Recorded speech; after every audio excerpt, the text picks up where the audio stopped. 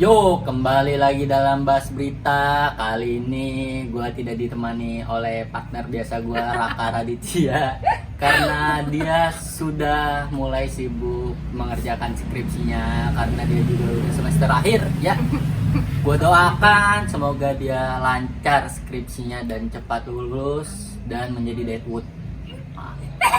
Ya, kali ini gue ditemani oleh Hai, gue Natir. ya, Hai. Natir menjadi talent baru kita. Ya, langsung aja. Natir, lu udah tahu kan ya aturannya ya? Tahu gue. Oke. Ada berita apa, Natir? Ya, kayaknya semuanya pada tahu ya di berita apa. Lagi rame banget. Wah, apa tuh? Rame banget deh.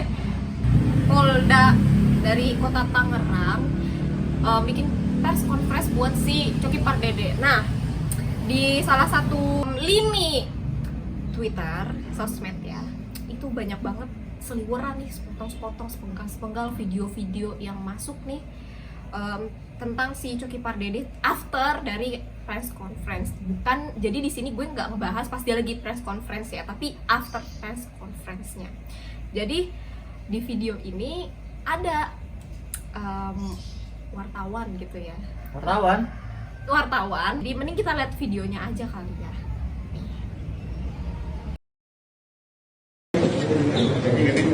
Bang Coki cuaks, Bang Coki.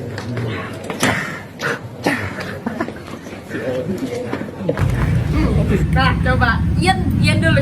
Ini coba kasih pandangan pertama dari segi wartawannya dulu. Untuk wartawan yang meliput ini, pertama, Anda itu pengen ngeliput atau pengen dia stand up? Aduh, pusing. Aduh. Gini dong, etisnya kan kalau tanya ya nanyain gimana Bener. keadaannya yang sekarang Kan, ini. iya, lagi press conference juga kan. Kenapa Anda malah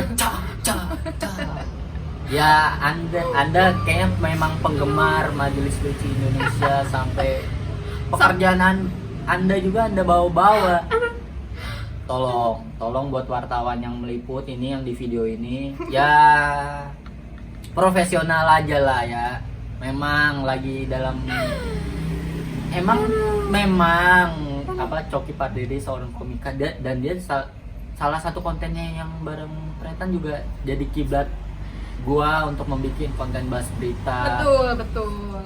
Masalahnya di sini di gitu? video ini lagi serius, lagi kena kasus, Iya, malah benar. ada bercanda. Benar. Ini kan jatuhnya musibah gitu ya, orang lagi kena musibah.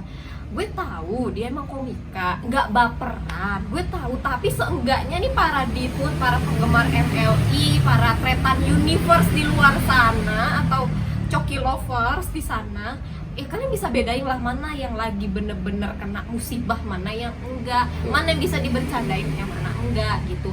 Sejujurnya kalian after dari nonton sini, kalian nonton deh di channelnya si Tretan Universe yang nge-react press conference-nya si Coki. Di situ Tretan aja kecewa.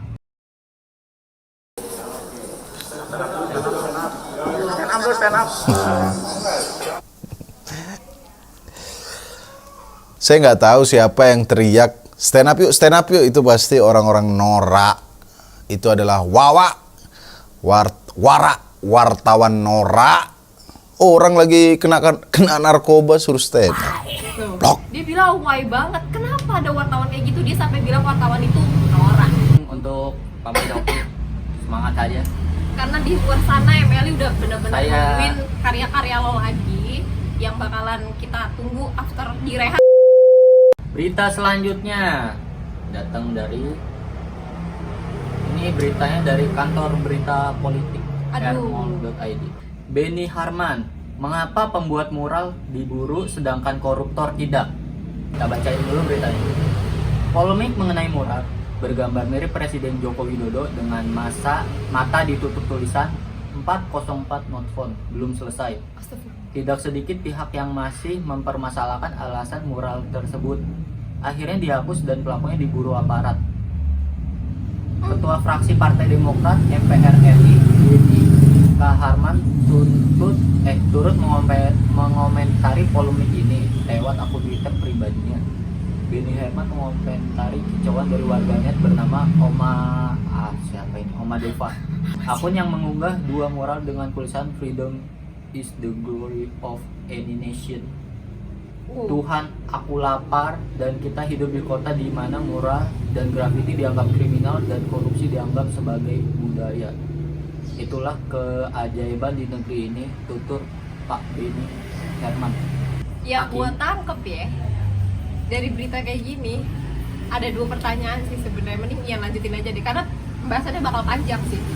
Oke, daripada kita bahas kebanyakan tentang mural-mural nggak jelas, bukan muralnya jelas, Tapi- pemerintahannya yang takut sama gambar. Inilah susahnya hidup di negara penuh undang-undang ITE, karena tersinggung dikit lapor. Kita hidup di negara Indonesia, bukan Irlandia. Emang negara Irlandia ini sungguh Emang. sungguh Berita selanjutnya datang Oke. dari Oke, berita selanjutnya masih dari Twitter ya. Ini dari pikiranrakyat.com. Tak pedulikan hujatan pedas dari netizen Saiful Jamil. Siapa tahu nanti jadi cinta. Yang pertama, kita nggak ada masalah kalau Saiful Jamil balik lagi ke TV atau gimana gitu. Kita nggak bakal ngeboikot apa sih? Boykot. Boykot kayak yang lain-lain. Yang kita pertanyakan dari kasusnya Saiful Jamil dan yang dialami sama KPI serupa, Iya. pantas dia bisa masuk lagi. Dan Karena memang satu lini sama KPI gitu. Jadi dia bisa masuk TV lagi dan bisa besar lagi namanya. Kan dia punya isu, bukan isu deh kayaknya. Ini memang nyata. iya, pelecehan. Iya, dia tuh memang melakukan pelecehan seksual. Dan di statement salah satu stasiun TV dia bilang, "Saya tidak dendam dengan orang yang membuat saya di penjara." Hah? Kayak gue nggak salah dengar. Nah, ini yang pertama ya. Di Indonesia itu soal undang-undang Tentang pelecehan gitu-gitu seksual, harassment itu lemah. masih benar itu masih lemah banget. Sampai orang-orang tentang apa ya, emang lebih kebanyakan seks harassmentnya itu kan kayak lebih condong ke perempuan ya, tapi kan nggak semuanya apa ya, nggak semuanya harus ngasih fokus titiknya kepada seks harassmentnya yang dirasain sama perempuan, tapi laki-laki itu juga gitu loh. Karena apa gue bilang laki-laki juga perlu dengan adanya tameng untuk apa ya, bisa bukan bebas sih ya, tapi aman aja gitu dari seks harassment. Ini ya ada di kasusnya Saiful Jamil gitu loh. Karena aduh, ini bukan why lagi sih, ini why banget. Jadi jatuhnya sorry banget. Ini menurut gue jatuhnya Saiful Jamil adalah dia playing victim loh. Terus yang di sini dipermasalahkan lagi adalah yang masyarakat lihat ya. Kalau masyarakat berpandangan pas dia keluar tuh kan diarak ya, katanya pakai mobil apa? Mobil yang katanya Ferrari. pajaknya Ferrari 17,5. sama dipakein kalung bunga. Iya. Duh ya Allah, gua ngeliatnya sampai kayak aduh anjing miris banget ya. Astagfirullahalazim. Dia ini pelaku baru keluar, apalagi dia pelaku seks. Ih, Kita dari Berita dia. selanjutnya atau berita yang terakhir datang Tuh. dari mural lagi. Capek, mural terus. Kita ini dari kompas.com. Lomba mural digelar Lomba mural digelar di Yogyakarta. Gambar yang cepat dihapus aparat dapat nilai lebih bagus. Loh, tunggu. Kok lomba gambar? Berarti yang menohok banget bakal cepat dihapus bakal menang. Terus maksudnya gimana? Berarti pemerintahnya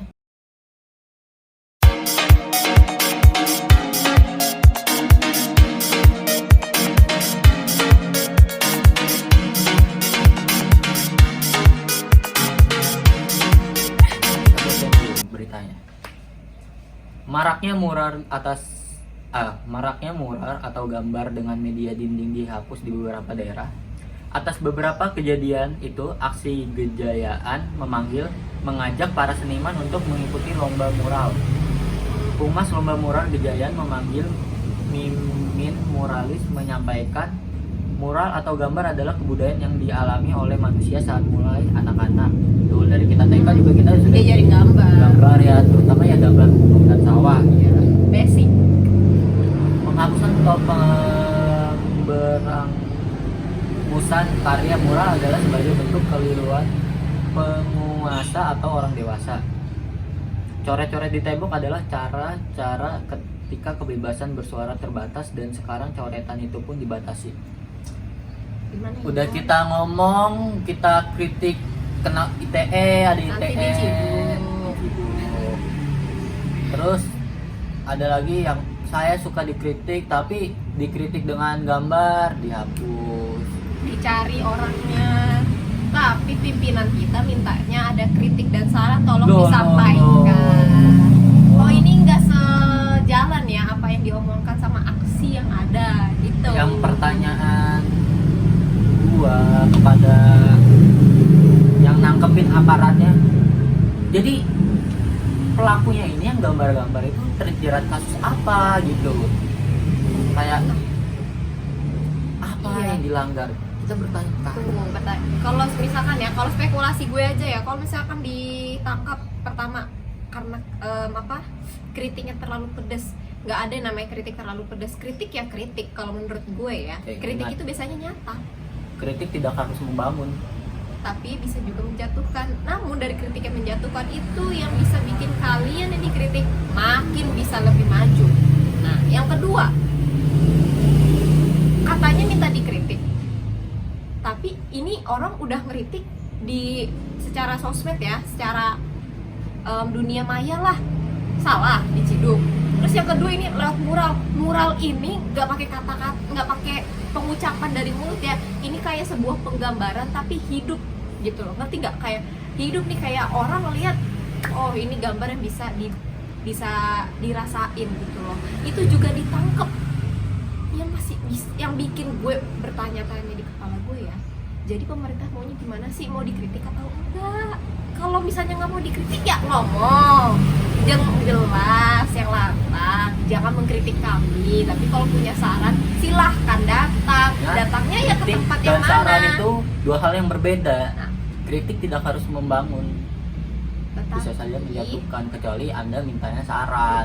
Kalau saran itu udah pasti membangun. Saran kan namanya kayak minta masukan ya, kayak misalkan gue minta masukan dari Ian gimana nih caranya ngatur waktu yang lebih fleksibel antara kuliah sama UKM gimana, itu kan saran tuh. Kan Betul. bisa aja dia nanti ngasih, oh saran gue mending lo pagi buat UKM atau pagi buat kuliah, siang UKM. Itu kan membangun namanya kan, ngasih solusi juga jatuhnya kan. Bener kata Ian, kritik itu memang tidak harus membangun, tapi kalau saran udah pasti membangun Ya. gitu. Mungkin cukup sekian dari konten bahas berita. Sekali lagi kita bikin konten ini tidak ada maksud untuk menjatuhkan, menyinggung, kita mau pihak bikin lain. pihak-pihak yang terkait yang kita omongin di sini Betul. enggak. Kita cuma mereaksi dan memberikan pendapat apa yang atau kita kita lihat mau- nih dari pandangan kita. Karena bahas berita ini kita membahas suatu berita Iya. gitu, tanpa menyinggung dan disinggung ya. Betul. Sekian dari kami, jangan lupa like, subscribe, Komen, dan subs- komen. Oke, sampai jumpa di bahas berita Dadah! selanjutnya.